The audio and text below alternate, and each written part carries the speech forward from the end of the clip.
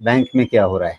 Banking index पिछले पूरे हफ्ते में जो मैंने बात की थी कि एक ये 8 अगस्त वाली कैंडल है और उसी कैंडल के बीच में, मतलब उसी कैंडल के अंदर रहते हुए ये सारा समय निकला है। तो जिस दिन बात हुई थी उसके बाद भी अगले 2 कैंडल जो हैं वो उसी पैटर्न पे गए हैं। न सिर्फ 8 तारीख बल्कि हर अगली कैंडल जो है वो लगभग अपने पिछले कैंडल के अंदर बनती जा रही है।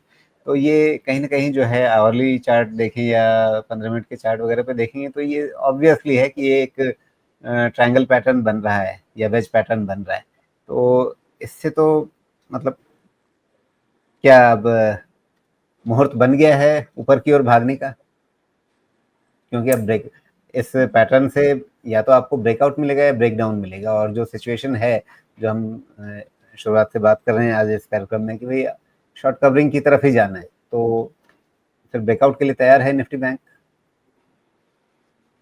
मुझे थोड़ा कुछ याद आ गया। मैं तो mainly front office researcher, trader, algo, ये सब का 10 साल तक आदमी रहा।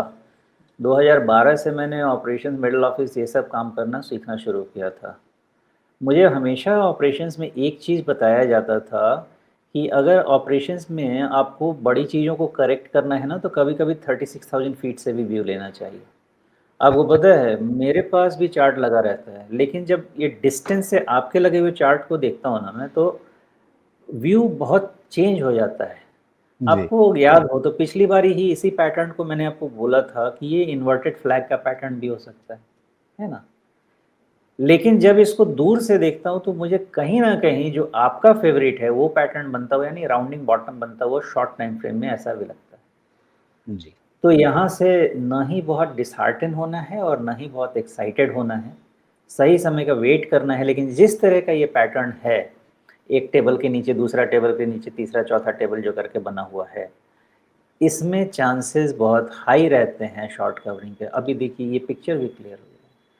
तो यहाँ पे कटोरी है ना, आप यही कटोरी हाँ बना रहे हैं ना फिर? एग्जैक्टली। और ये मेरे पास नहीं बन रही है क्योंकि मुझे व्यू ही नहीं आ रहा है, मैं कुछ और लेके बैठा हुआ देखने के लिए।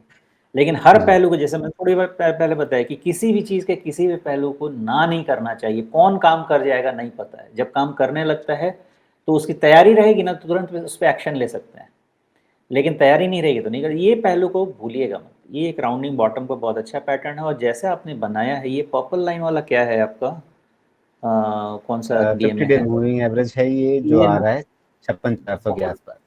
बहुत ब्यूटीफुल पिक्टोरियल रिप्रेजेंटेशन है ये। वो जाके आपका अगर वहाँ के ऊपर सस्टेन होना शुरू हुआ, ये पूरा का पूरा मैं रिट्रेसमेंट। हमेशा ये कहता हूँ कि आप कटोरी जब आधी भर जाती है ना उसके बाद ही उस पर भरोसा करते हैं। कटोरी जब बननी शुरू हो वहीं से अगर हमने थोड़ा मतलब उस पर भरोसा किए तो शायद कटोरी की खीर ज्यादा भरेगी। वो तो बोला ना मैंने, वो तो पिछले बारे में हमारे डिस्कशन में बोला, अभी भी कह रहा हूँ। ये तो जी। क्लियर बोला मैंने कि यहाँ से कोई शॉर्ट है तो शॉर्ट नहीं रहना चाहिए, पहला। दूसरा, किसी को अटेम्प्ट करना है तो ये जो बॉटम बन गया है इसको एक सपोर्ट और डिफाइंड बॉटम लेके चलना चाहिए, क्योंकि हमने यहाँ पे इंडेक्स के लेवल पे एक 100 डीएमए का सपोर्ट लेके भी चला, जो कि एक ट्रेंड लाइन का काम कर रही है, जो कि हमेशा नहीं लेके चलता हूँ मैं। तो वो तो है।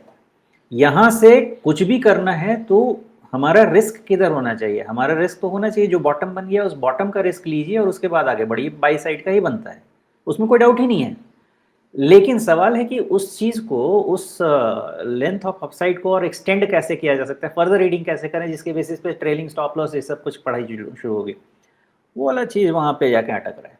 यहाँ से वहाँ तक की जर्नी चांस है, वहाँ तक जर्नी की वो एक्सेसिव नेगेटिविटी सिस्टम में है, पोजीशंस में है, और हम almost towards the F and expiry पहुँच रहे हैं।